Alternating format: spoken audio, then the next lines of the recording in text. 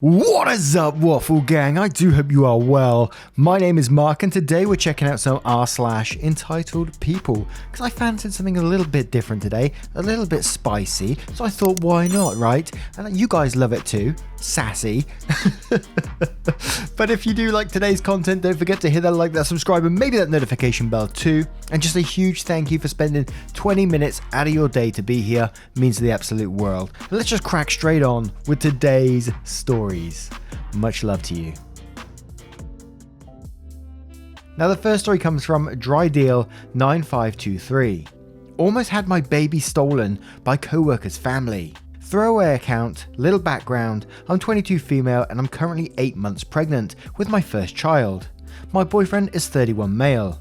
I work as a secretary on the inpatient ward of a hospital, second shift. I'm writing this on my cell phone, so please excuse the grammar and spelling mistakes.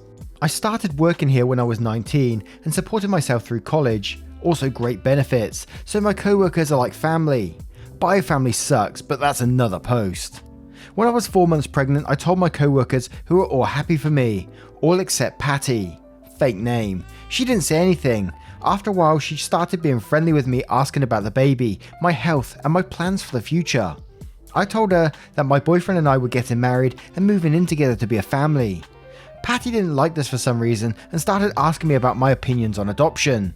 I said no, I'd never adopt out my child. For a few weeks, Patty gave me the silent treatment. Then one night after visiting hours, a couple showed up, 40ish male, 40ish female. I told them that visiting hours were over and that they could see their family member tomorrow. The woman said, "Oh, we're here to see you. We're excited to meet you and want to thank you for choosing us to give your baby to." I was dumbfounded, shocked, until the woman tried to touch my 6-month pregnant belly. I screamed so loud all the nurses came running. The couple tried to explain to security, nurses and me that their sister-in-law told them that I was a young unwed mother desperately trying to give up my baby for adoption and chose them. That their sister-in-law promised them my baby since they have been suffering from infertility for years. I told them I had no intention of giving up my baby and to never come near me again. I also told them that I don't even know their sister-in-law, but they kept insisting that I did. Next night, Patty comes charging up to my desk, screaming at me about how I could treat her brother and sister-in-law like garbage after she helped me with my mistake. I called security and Patty, her brother and sister-in-law banned from coming near me or contacting me at work. But I'm 8 months pregnant and scared these crazy entitled people will find me when I deliver and demand my baby. My boyfriend says it's just hormones and they can't steal our baby, but I'm terrified. And oh my word, what a way to start off this video. One absolute crazy story that someone just thinks that they're gonna adopt out your baby. How crazy is that? It always shocks me when we move from like, am I the asshole, to these types of posts, especially entitled people, entitled parents. The stories always get absolutely wild. And it's not that I'm disbelieving it, but I just find it absolutely crazy. But Miss Barney 5 says, did Patty get fired? Because there's no way a person like that should be working at a hospital. I understand that you're scared, anyone would be. Talk to your doctor and make sure that all your information will be password protected. All of the nurses working with you should know everything is password protected as well. This isn't an uncommon request, so they should be able to accommodate you. If you're still not comfortable, have your baby at a completely different hospital. What matters the most right now is that how you feel, your safety and the safety of your baby. Also talk to your supervisor in HR to see if there is a plan in place to keep Patty from knowing when you take your maternity leave. Hell, call a lawyer and ask if you can at least get a temporary restraining order, if not a permanent one. They usually do free consultations. And Grounded55 says whatever hospital you give birth in, give the staff this information. They can keep them out and not even acknowledge you are there. Only have your boyfriend and or mum there for the birth. And we'll have one more from Trex1322 saying, holy crap, I'm not sure if that is even enough for a restraining order, keep away order. Mainly against Patty, since I'm not sure if the couple really knew what they were dragged into. If you can prove that they did, add them too. But maybe you could request a TRO until you deliver just for peace of mind. This is beyond crazy and I'm so sorry you're going through this. I'm glad that the other nurses are on your side, so hopefully they'll watch out for you against that psycho. And now, what do you guys think of this one, and what would you do if you was put in this situation? Let me know your thoughts in the comments below. And our next story is from Rando Boomer. Helping out doesn't mean giving you $100,000. Disclaimer, all names below have been changed. This story occurs on my wife's side of the family, so I have a second row seat rather than a front row for most of this. My wife's Aunt Louise is a great lady. She and her husband lived in the SF Bay Area and bought their home in the late 1970s. After her husband passed a few years ago, she sold her home for over $1 million and moved back to live closer to her family where she grew up, farming areas in southern CA. She's in her late 60s. Aunt Louise had 3 children who are now in their 40s. The 2 oldest are nice, normal people. Her youngest, Kay, is a real piece of work. She meets all the criteria for a psychological diagnosis of narcissism. This is just one of literally dozens of stories I could tell. First, some backstory about Kay's husband Pedro. He was a good provider. About 10 years ago, things began going well and began making pretty good money.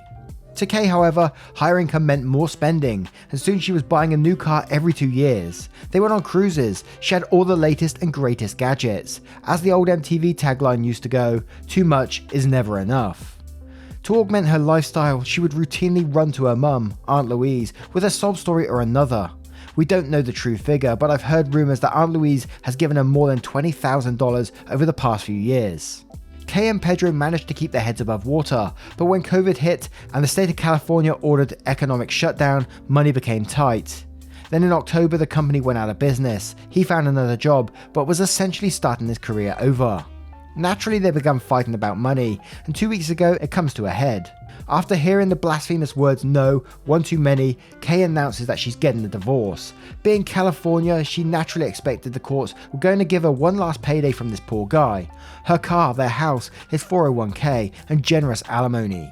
However, in her greed, she forgot that Pedro had kept draining his 401k to pay off credit cards, and all those papers about the house she was signing every couple of years was to refinance the house to pay off more credit cards. So there was almost no equity, and when having to start his career over, alimony wasn't going to be that great. So Kay does what she always does, goes running to her mother, Aunt Louise. Aunt Louise is naturally sympathetic and urges Kay to try and reconcile, but failing that, she might be able to help her out. Literally 2 hours later, Kay texts Aunt Louise with a photo of a pricey condo and asks for $100k to cover a down payment and cost to furnish it. Aunt Louise naturally pushes back, telling Kay that helping out didn't mean $100k. She had meant letting Kay live with her while she got back on her feet, writing a check for security deposit and first month's rent, and maybe helping with some car payments. At this point, Kay totally flips out. Here are the things my wife said were direct quotes. "I'm getting these third hand, so they might be slightly off. I can't believe my own mother would be so selfish. What difference does 100k make? You're not going to spend it all anyway." Meaning before Aunt Louise dies. "Just sell some stocks or something." Aunt Louise fortunately does have someone who manages her money, but she stays on a strict allowance. After Aunt Louise held out, Kay began polluting Facebook with passive-aggressive messages about finding out people's true colours. My wife is actually hoping she calls to ask for help, specifically so she can let her have it with both barrels. And we start off with Kirov reporting saying, "Sounds like it's time for the ungrateful bitch to learn a lesson. Generosity only goes so far, and by throwing a temper tantrum, she's only going to push people away. Then when she actually needs help, either no one will be around or be willing." And Lindsay says, "I bet you can't wait to watch her crash and burn." Opie replies to saying yes and no. On one hand, who doesn't want to see a little comeuppance delivered? On the other hand, Kay seems like the person who will keep making people around her miserable if she doesn't get what she wants. And one more from DeFoxtrot86 saying, "Kay is a real piece of work. My guess is she either looked for a sugar daddy, tried to run back to her ex, whom I hope wants nothing to do with her, or tried to mooch off the family, or for the rest of her days, or maybe even tried working for an MLM. I'd compile a list of all the crap she's done, how she isn't deserving of any of the handouts she's insisting she should get. Narcissists hate being publicly called out, since they're all about image. One of two things could happen. One is that she'll redact a few things and pretend to be the angel so she could believe everyone would feel sorry for her. Another is she'd go full on public tantrum, and not gonna lie, I hope the tantrum because it can be recorded for evidence if she ever tries to sue. Either way, I'd be ready to give her both barrels over the phone, just like your wife." And I just got to read out this one because OP reply said, "I vaguely recall her doing some MLM thing involving essential oils." I'd have to ask my wife. I'm pretty removed from her orbit. She's my wife's cousin and lives several hundred miles away. But as soon as my wife told me this story earlier, I knew I had to put it here. Now, what do you guys think of this story? Have you got a similar family member? Let me know your thoughts in the comments below. And our next story comes from Alora Light, and I saw that they listen to these on YouTube, so I thought, why not read their one on there too? So, entitled patient tried to lie to my boss about me, so I got a discharge from the hospital. Forgive any grammar mistakes, I am on mobile. I always listen to these stories on YouTube, and I never thought I'd have a story to post here, but here I am. For context, I work in a hospital that specialises in elective surgeries. Therefore, a vast majority of the patients that come into my office are people willing to pay thousands of dollars out of pocket to fix physical but not life-threatening issues. My boss is considered the best in his field throughout the entire world, and it is particularly difficult to schedule an appointment with him unless it is months in advance. I received a phone call from this woman, let's call her entitled Jerk, EJ, and the conversation is as follows. I said, "Doctor's office, how can I help you?" EJ replies, "I need an appointment so I can schedule my surgery, and I was told by the doctor through email to call to be scheduled next week." I was confused. "I'm sorry, I'm not too certain what you're referring to. The doctor is not going to be in the office next week, and their next availability for consultations are not until May." Entitled Jerk says, "What are you talking about? They told me in the email to call to schedule it, and I am a sitting judge, so I need an appointment next week." I say, "Okay, ma'am, give me one moment while I look into this."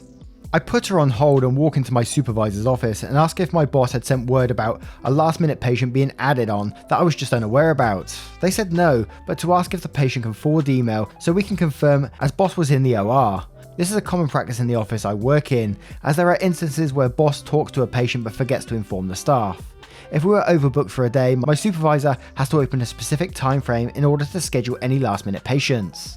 I take her off hold. "I'm sorry, ma'am, but are you able to forward the email to me? It does not seem like there is any record of you coming to our office for an earlier appointment. I just need to confirm before I schedule." For some reason, this statement activates some secret emotional bomb in the back of this woman's brain, and she immediately becomes more hostile. "No, I will not. I am a sitting judge, and you are asking me. This is extremely rude and unprofessional. I spoke to the doctor through email. Are you actually doubting me right now?" To which I say, "Yes." "I can't believe this. I need to have this surgery on X date, and you will give it to me." I say 1000% over this woman at this point. "Okay, ma'am, I will ask my boss to send me the email when he is out of the OR, so I unfortunately have to get back to you on your appointment date." EJ says, "Thank you, and just a word of advice, watch your tone next time you speak to me." I say, "Okay." Click. A few hours later, my boss comes back into the OR and tells me that they have received an email from EJ stating that I was rude and unprofessional to her, and that I was refusing services to her because I wanted to invade her privacy, and she said no. Luckily, the whole time I was on the phone with this patient, my supervisor was in my office, listening to the entire call on speakerphone. Otherwise, no one would be able to confirm that I was not being unreasonable and rude to this patient. My boss goes on to explain that they never promised on an earlier appointment to her in the first place, but to check with the office to be put on the waitlist for an earlier date. Now knowing that EJ is nothing but a miserable liar that throws tantrums when no one else believes her, I asked my boss if it was really worth it keeping her as a patient, to which they said no. While I was happy with this decision because I don't want to have to deal with EJ anymore, I felt bad for any other physician that had to deal with this lady in the future. What I didn't know at this point was that my supervisor called patient advocacy, essentially a HR that handles awful patients, and they agreed that her behaviour was warranted her not to be accepted as a patient by any physician within the hospital. So now my boss, supervisor, and I have to call her tomorrow to inform the hospital's decision to discharge her. Honestly, karma is not something you should fuck with. I'd love that update as well. I'd love to hear what she says to that. Oh my word, I bet she flies off the handle. And the comments were pretty much all just similar this end, "Can we have an update?" And there was like a mini update which was added to it, which says, "Hey guys, just want to stop in and give a quick update since so many people have been asking. We spoke with the higher ups at the patient advocacy today in regards to discharging EJ from the practice. As of right now, she is no longer being accepted as a patient from our office. Bless. But to avoid further escalation from a business perspective, we're advised to set up a call before ultimately having her discharged completely. We sent an email to set up a time for it, so I'll let you all know how that goes and once it is done. Thank you all for the hilarious and kind comments. I showed this to other staff in the office and they are highly amused by your words. Hope you guys have a wonderful day." And Alora, if you ever do see this, first thank you for the story, and we want an update. Soon as, please. Thank you so much, and let's move on to the next story. And our next story comes from Lurid Fox. "I want to keep my checks. This happened a couple of times over many years. After I had scanned her 1,000 items and hit a total, then she decided to start digging in her purse to find a checkbook, and after a few minutes finds it and then started to slowly fill it out. Of course, a line has been built and people looked like their life was slowly draining out of them. I felt it too. I ran the check through the register, it scanned it or whatever, then put it on the bottom of the cash drawer. I handed the receipt, then she held her hand back out. I'm not entirely sure why, because I wanted her to go, not give me a high five. She just hummed at me and said, "Where is my check?" I looked at her confused, in the drawer where I just put it after the transaction. She said, "I want my check back," she yelled. "Mum, we have to keep the check in the deposit in the bank, in case there are any transaction errors." She was shaking her head no the entire time. "No, I have to get it back, otherwise somebody could steal my identity." I tried to assure her that from the register we put it in the safe at night, then in the morning, and then the armed guard takes it back to the bank for deposit. She would not accept it and said if she could not get it back then she would return her purchase and get it back to buy things elsewhere. This must have been a power play for her, but she messed up. You see, I was on my last week at the job and already stopped giving a shit. I asked for a receipt, which I got, pulled up a transaction and hit void previous transaction. I grabbed the check, the receipt and the void receipt and handed it to her. "There, I have voided the transaction and returned your check. Good luck at the next store." I then started removing her items from the bags and making a stack beside me on the floor. She looked dumbfounded, jaw dropped. "No, I purchased those are mine." I kindly, with the most customer service voice I could muster, replied, "You told me that if you could not have your check back, you'd buy things elsewhere, and I already told you we're not able to give it back, so I voided your purchase and now you have your check back." I looked at the next person in line. "I can help the next person." The beautiful customer stepped forward, right next to the lady, pre-COVID, and started a conversation about some cereal she bought. By that time the manager had come over, and the lady began yelling at him. Okay. He ended up bringing her items back up in the next aisle next to mine, and she paid by check but was again unable to keep the check. I could hear it all well, in fact, half the aisle was watching their show of an interaction. The best part was when she was demanding her check back. Again, he asked if she wanted him to void it so she could go elsewhere. She nearly exploded, ripped the receipt out of his hand, threw the bags in a cart and breaking things by the sound, and stormed out yelling. The cherry on top was that on her way out she turned back to yell some more at us and ran into the doorframe with her cart as she was looking back, not where she was going. Laughter erupted from a few kids nearby. Great day. I got talked to, but I was almost out, so meh. And the Quarantinian asked a question on this one saying, "Why did you get talked to for doing the same thing the manager did?" To which OP replied, "I voided it without her permission." Not a bad talk, there was laughter about the situation. To which Queen Schnugelberry, great name, replies, "You gave her two options, she chose option 2, she freaking agreed to it." Pro tip to anti-entitled people, if you see something like this go down, speak to the manager about what you saw and how you support the workers' actions. Also call corporate and leave them a compliment for maintaining professionalism in the face of irate and abusive customers. Absolutely. And Crew says, talk about ignorance and stupidity. And Mum Too Shady says, "I just fume when I'm behind one of those people who isn't ready when the total is hit or starts making a fuss big deal. Luckily, store where I usually shop has the ability to suspend the sale, give you a receipt so you can do whatever, and they can just scan it when you're finally ready. If you're going to write a check, be prepared. Spoiled, I guess, with all the debit credit cards in use, and every long once in a while, I'm not prepared." Shameful. Now, what do you guys think of this story? Let me know your thoughts in the comments below. And it did bring up a story for me. That's just recently, actually. We got like, in our houses, we have like a very small shopping precinct with one like local store which sells all the food and milk and all that kind of stuff. It's sort of, well, medium size really. It's not huge, but they've recently started doing like Amazon returns and things like that as well. And it you know, it delays things sometimes and there's quite big queues because of it, because people bring in like 4 or 5 packages or whatever, and they also have like DHL and all sorts going on, like courier systems. People come in there and they think that they're entitled to skip the queue because they're they're dropping off a parcel. They don't join the back of like the grocery shopping queue, they just somehow form their own queue, and it's really random.